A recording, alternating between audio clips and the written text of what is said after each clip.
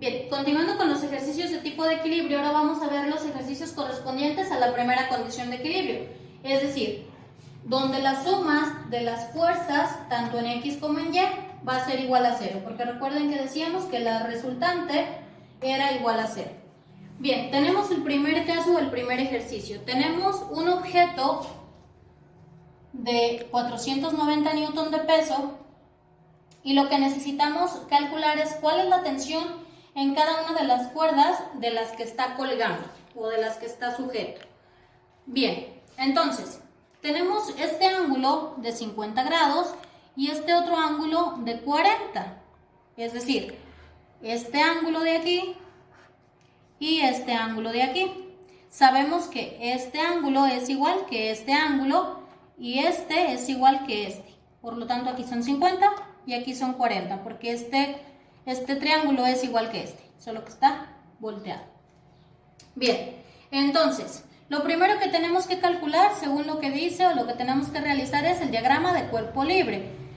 Todas las fuerzas en el sentido en el que vayan. Entonces, tenemos un componente en Y negativo o hacia abajo, que es el peso de nuestro objeto, en este caso 490 newton. Y tenemos dos tensiones, una tensión 1 y la tensión 2, que tenemos que descomponer en sus componentes X y Y. Entonces,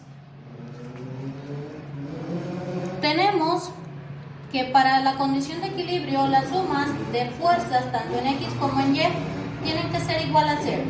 Vamos viendo y vamos sustituyendo en base a nuestro diagrama de cuerpo libre cuáles son las fuerzas o las tensiones que tenemos aquí. Tenemos pues en X la tensión 1 en X, tensión 1 en X, ¿sí? Entonces es positiva, más la tensión 2 en X. Sin embargo, esta tensión 2 es negativa, está sobre el eje de las X, negativo. Entonces, menos tensión 2 en X. En Y, tenemos la tensión 1 en Y, hacia arriba. Esta misma la vamos a proyectar aquí.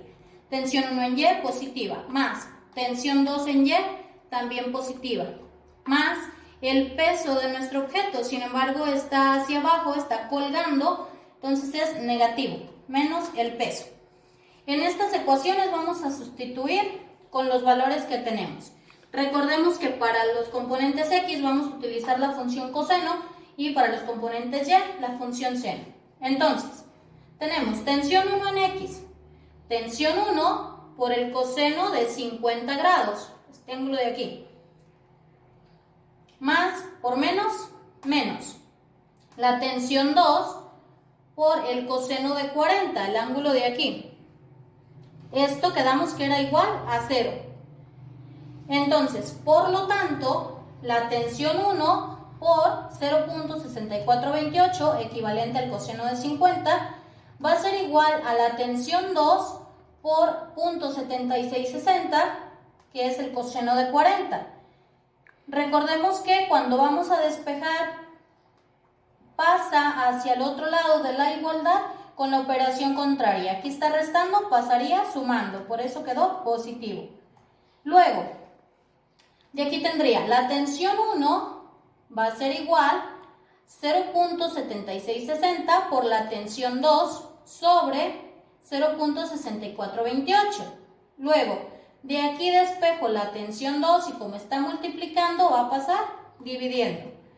Tengo que 0.7660 entre 0.6428 es 1.192. Pero todavía tengo dos incógnitas en el mismo lado de la igualdad.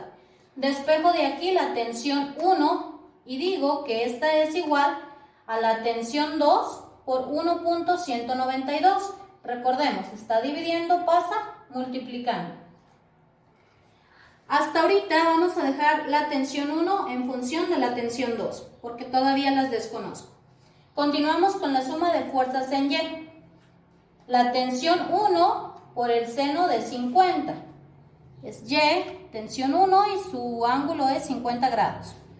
Más la tensión 2 por el seno de 40. Tensión 2 en Y por el seno de 40. Más el peso menos 490 newtons. Entonces, por lo tanto, tengo la tensión 1 por 0.7660, que es lo que equivale al seno de 50, más la tensión 2 por 0.6428, que equivale al seno de 40, igual a 490 newtons. Lo paso al lado de la igualdad, está restando, pasa sumando. Bien, como todavía desconocemos la tensión 1 y la tensión 2, vamos a seguir expresando a tensión 1 en términos de la tensión T2. Recordemos pues que la tensión 1 es igual a la tensión 2 por 1.192. Esto es lo que sacamos hace rato aquí. Luego, de las sumas de fuerzas en Y, vamos a sustituir esto. Tengo tensión 1. Quedamos que la tensión 1 ahorita vale tensión 2 por 1.192 por 0.7660 más la tensión 2 por 0.6428. Tensión 2 por 0.6428. Esto quedamos que es igual a 490. Luego tengo que la tensión 2 se repite, por lo tanto es un factor común en los elementos que tengo. Entonces, tensión 2 por 1.192, esto por 0.7660, es esta parte, más la tensión 2 por 0.6428, esto igual a 490. Esta multiplicación me da 0.9131 y pasamos el mismo 0.6428. Entonces, tenemos de aquí que la tensión 2 va a ser igual a 490, como esto está multiplicando, pasa dividiendo.